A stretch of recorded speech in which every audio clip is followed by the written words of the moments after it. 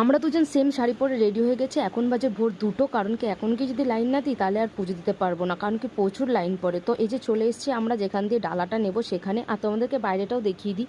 বাইরে রাত্রি 2টোর সময় এত লোক, মানে প্রচুর লাইন পড়ে, তো সবাই তাড়াতাড়ি করে লাইন দিতে যাচ্ছিলো। আর এই যে আমরা চলে এসেছি এখানে, দেখো কত অন্ধকার, আর এখনই এত লাইন। এখন তো সকালবেলা আরও লাইন পড়বে। আমরা যখন গেছি তখন তো আমরা সবার শেষে ছিলাম। তো এই যে সকাল হয়ে গেছে, এই দেখো কত লাইন, প্রচুর লোক হয়েছিল। তো আমি একটু পা ব্যথা করছিল বলে বসে পড়েছি। আর এদিকে দেখো পিছনে আমার কত লাইন, কত লোক এসছে। আর এখানে কাকুটা পদ্মফুল বিক্রি করছিল। পদ্মফুলগুলোকে দেখে এত দারুণ লাগছিল, খুবই সুন্দর লাগছিল পদ্মফুলগুলোকে দেখে। আর তারপরে একটু একটু করে আমরা অনেকটাই এগিয়ে গেছি, এগিয়ে পড়েছি মন্দিরের মানে একদমই সামনে। তারপর গিয়ে দেখি বাকিরা যখন পুজো দিচ্ছিল তখন কত আনন্দ সহকারে পুজো দিচ্ছিল, তোমরাই শুনে নাও একটুখানি।